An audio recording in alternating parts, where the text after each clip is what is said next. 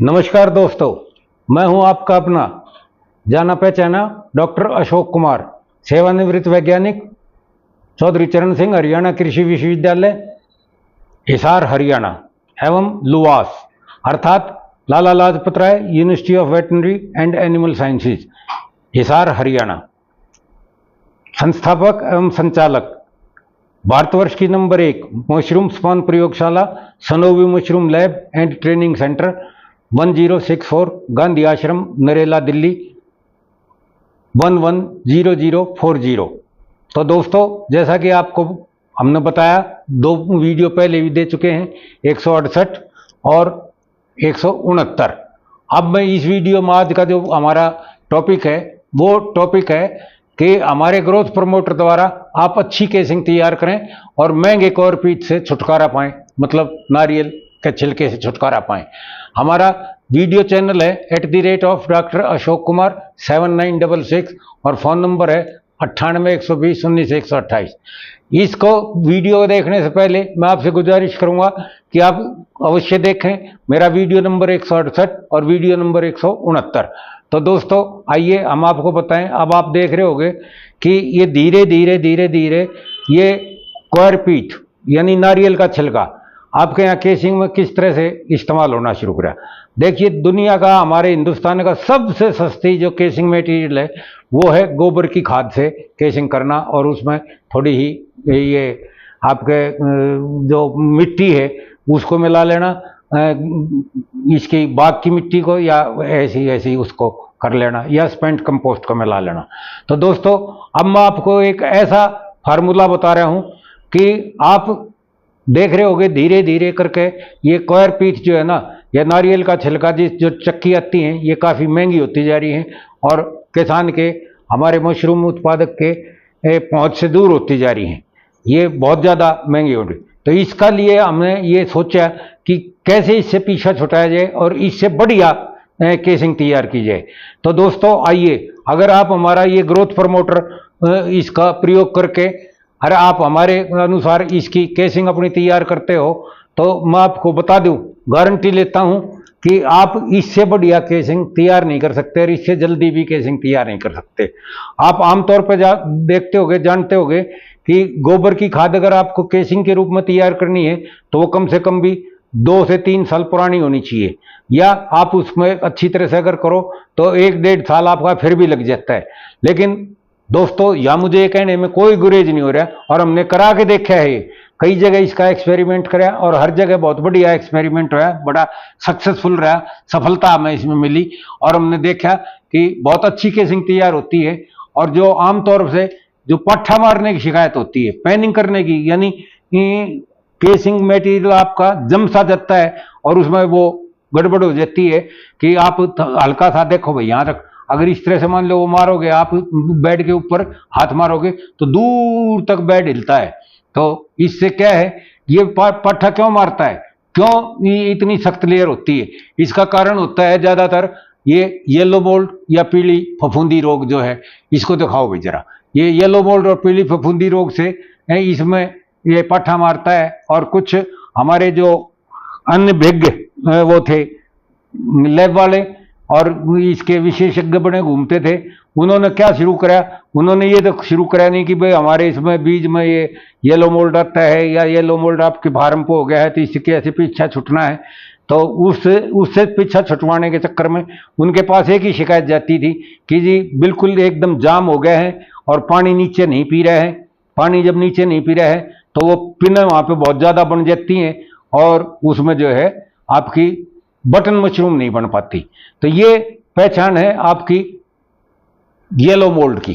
तो yellow mould की जो पहचान है उसको अपने सिर से वो उतारने के चक्कर में उन्होंने क्या कहा कि जी आप इसको केसिंग जो है ना, आप ऐसी करो जिसमें ये इकट्ठी ना हो, जिसमें आपका ये जमे ना, लेयर ना बने। तो उसमें इन्होंने कॉर्पीट मिलवानी शुरू करी, नारियल का छिलका। अब ये नारियल का छिलका हमारे यहाँ उत्तर भारत में तमिलनाडु, आंध्र प्रदेश से आता है। तो इतने का ये छिलका नहीं होता जितने का, उससे दुगना तिगना तो इस पर किराया लग जाता है। और किराया लगने के बाद इसका मिलना भी जो है ना आपका जब काफ़ी वो हो जाता है तो बहुत ज़्यादा खर्चा आने लग गया है आपका इसमें। तो अब की बार हमने ये एक्सपेरिमेंट कराया और कई जगह एक्सपेरिमेंट कराया और हमने ये देखा कि ये येलो मोल्ड अगर है और आप इसमें अगर ग्रोथ प्रमोटर का स्प्रे कर रहे हैं तो बात बन जा रही है।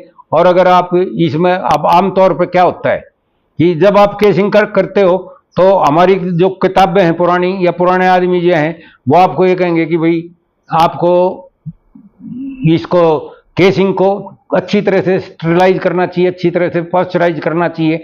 और पास्चराइज करने के लिए आप उसमें इस्तेमाल करते हो फॉर्मल्डिहाइड प्लस आप उसमें डालते हो बावस्टीन वगैरह या आप उसमें डालते हो इंसेक्टिसाइड फ्यूरोन वगैरह, ये 2-3 चीज़ें इसमें मिला के आप उसको डालते हो तो उससे जो है आप ये समझते हो कि ये पास्चराइज हो जाएगा और उसके सारे कीटाणु मर जाएंगे। जबकि ऐसा नहीं है, क्योंकि आप उनकी महंगाई को देखते हुए, उनकी कीमत को देखते हुए या आपकी अन्य भेद्यता होते हुए आप इसको जानते नहीं कि कितने पानी में कितना मिलाना चाहिए और आप उसको अच्छी तरह से कर नहीं पाते। तो दोस्तों मैंने ऐसा देखा है कि अगर आप ग्रोथ प्रमोटर से आप ताजी गोबर का खाद भी लेके अगर आप वो बनाओगे तो उसमें जो है ये 2.5 से 3 महीने में आपका बहुत अच्छा ऐसा खाद बन जाएगा, ऐसी केसिंग तैयार हो जाएगी जैसे कि आप 2 से 3 साल में गोबर की खाद को बना सकते हो। तो वो कैसे बनाना है उसके लिए आप ये लो कि आप एक 3 फुट ऊंचा ढेर बनाइए गोबर का और इसमें लंबाई, ये जो लंबाई है ये आपकी मर्जी के अनुसार कि जितनी मर्जी चाहे उतनी बना लो, आपकी जितनी जैसी जगह हो, और चौड़ाई भी आप अपने उसके अनुसार कर लो। तो ये लंबाई चौड़ाई आपके अनुसार, लेकिन ऊंचाई ढेर की जो है वो 3 फुट से ज्यादा ना हो। अब अगर आप इसमें आपके पास बहुत बढ़िया वो है क्या कहते हैं स्पेंट कंपोस्ट है तो आप इसमें स्पेंट कंपोस्ट और ये गोबर को मिला के आप इसका ढेर लगा सकते हो। स्पेंट कंपोस्ट आप इसमें जितना मिला लेना, 30% आपका गोबर आपका फ्रेश गोबर अवश्य होना चाहिए, मतलब 30% ये और बाकी 70% आपका 30%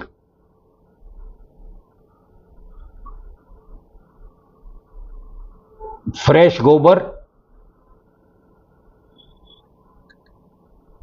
प्लस 70% स्पेंट कंपोस्ट।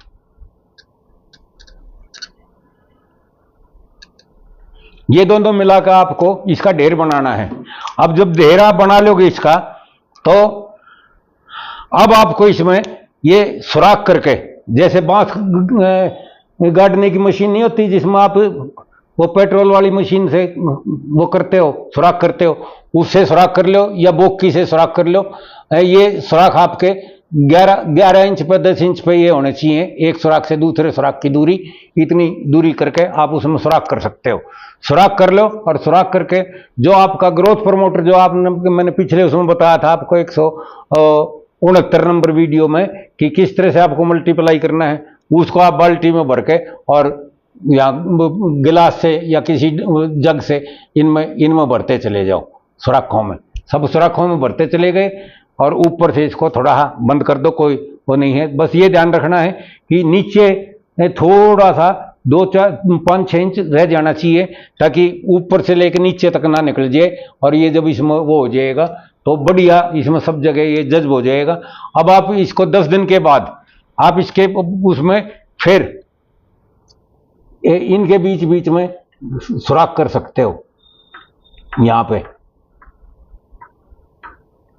तो ये 20 दिन आपके हो जाएंगे और उसमें फिर आप ग्रोथ प्रमोटर भर दें। तो जब भर दोगे तो ये आपका लगभग सारा टोटली हो जाएगा।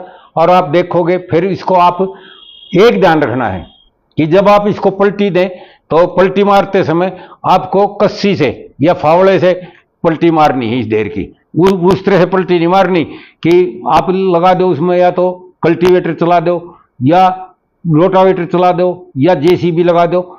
जेसीबी वगैरह का और इनका प्रयोग इसमें हमेशा वर्जित है। आपको जब भी इसकी पलटी मारनी होगी आप उससे कस्सी से पलटी मारें। कस्सी से पलटी मारने पे एक तो आपस में मिल अच्छी तरह से जाएगा, और दूसरा इसमें जो भी अड़ंगा होगा, कंकर पत्थर, कोई कपड़ा शपड़ा, ये वो जो भी कुछ होगा वो आप उसके साथ साथ उसका निकलता चला जाएगा और बारीकी से वो होता चला जाएगा। तो आप इसकी 21वें दिन पलटी मार दो। फिर 21वें दिन पलटी मार के दोबारा से आपने इस तरह से सुराख बना लें। सुराख बना के फिर दोबारा से इसमें आप भर दो। फिर 10 दिन के बाद फिर इनके बीच बीच में एक एक सुराख कर दो हैं, और उन सुराखों को आप फिर भर दो।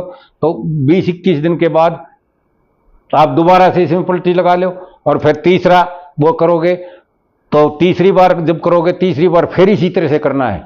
लेकिन तीनों पलटी आपको कस्सी से लगानी है, फावड़े से लगानी है। आपको किसी भी कीमत पे आपको ना जेसीबी इस्तेमाल करनी है, ना लोडर इस्तेमाल करना है, ना कोई कल्टीवेटर इस्तेमाल करना है, ना कोई रूटावेटर इस्तेमाल करना है।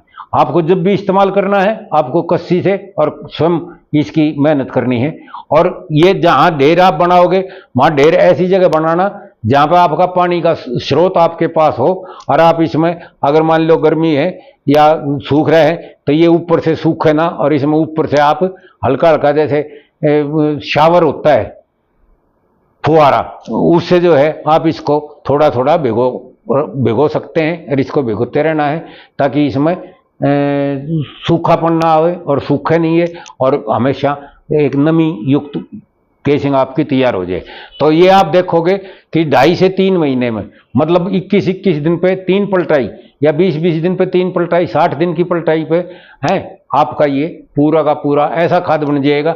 और आपने जो इसमें स्पेंट कंपोस्ट मिलाया है ना इस गोबर के साथ, आप अचंभा मानोगे कि आपको उसमें कोई स्पेंट कंपोस्ट नाम का कोई किसी किस्म का तूड़े की या स्पेंट कंपोस्ट की किनकी या आपका उसका अवशेष आपको दिखाई नहीं देगा। आपको ऐसा लगेगा कि ये तो सब कुछ इसने खा लिया और बराबर कर दिया। लेकिन उससे इसकी जो आपकी केसिंग मटेरियल है उसमें जो है रेशे की परसेंटेज, फाइबर की परसेंटेज बहुत बढ़ जाएगी, और आपको इसकी कॉयर पीट की जरूरत नहीं पड़ेगी, नारियल के छिलके की जरूरत नहीं पड़ेगी, और आपका बढ़िया वो होगा। और गारंटी है मेरी कि इसको पानी भी कम लगता है। जब आप केसिंग कर दोगे तो केसिंग करते समय भी आपको जो ट्रीट करना है इसको आप ट्रीट भी उससे करना, क्या कहते हैं, ये ग्रोथ प्रमोटर से ही ट्रीट करना है। और इसको आपको कोई फॉर्मलिन या बावस्टीन या कोई फ्यूरोडॉन वगैरह किसी उससे जरूरत नहीं है। तो इसमें आपका वो खर्चा ही बच जाएगा और आपका बढ़िया वो होगा। और इसमें आप देखोगे कि ना आपका कोई भी बीमारी ऐसी नहीं आएगी, जैसे आपका ये येलो मोल्ड है, या उधर वो ड्राई बबल रोग है, या आपका जो है ये वेट बबल है, या ऑलिव ग्रीन मोल्ड है, या ये फॉल्स ट्रफल रोग है। ये भी दिखा दो भाई, ऑलिव ग्रीन मोल्ड है, या ये वेट बबल रोग है, या इधर फॉल्स ट्रफल रोग है। ये जितनी भी आपकी बीमारियां हैं इसकी क्या कहते हैं, फंगस की, फफूंद की, वो कोई भी बीमारी इसमें आपकी दोबारा से आपके उसमें नहीं आएगी। और पानी भी आपका जिस तरह से आप पानी लगाते हो क्रॉप में, उसमें पानी ज़्यादा लगता है और उसमें ज़्यादा उड़ भी जाता है आपका। जिसमें ये कॉयर पीट मिलाओ, इसमें पानी का रिटेंशन जो है, ठहराव जो है वो ज़्यादा है, और मशरूम की जो क्वालिटी है वो आपकी कॉयर पीट से ज़्यादा अच्छी और भारी निकलेगी, और बी ग्रेड भी नहीं होगी। ये इसकी गारंटी है। आप इसको इस्तेमाल करो, अभी आप इसे बनाओ। अगर आपको ज़्यादा दिन का वो है, आपके पास समय ज़्यादा है, तो आप इसको 3 महीने की जगह 4 महीने, 5 महीने, 6 महीने भी रख सकते हो। लेकिन कम से कम 3 महीने में आपको, 2.5 से 3 महीने में ये आपका पूरा ये जो है ना केसिंग मटेरियल बहुत अच्छा बन जाएगा। और मैं समझता हूँ कि इससे बढ़िया केसिंग आज के दिन और इससे सस्ती केसिंग आज के दिन आपको नहीं मिलेगी, और आप अच्छी तरह से इसको कर सकते हैं। जैसे जैसे मशरूम ज़्यादा लगती जा रही है, जानवरों की संख्या हमारे यहाँ थोड़ी कम होती जा रही है, तो गोबर भी कम होता जा रहा है, तो स्पेंट कंपोस्ट को आप इसमें इस्तेमाल कर सकते हैं। लेकिन स्पेंट कंपोस्ट जो वो करो उसमें ध्यान रखना, पहले साल हमेशा वो स्पेंट कंपोस्ट इस्तेमाल करना जिसमें आपकी किसी किस्म की कोई भी बीमारी ना हो, और बिना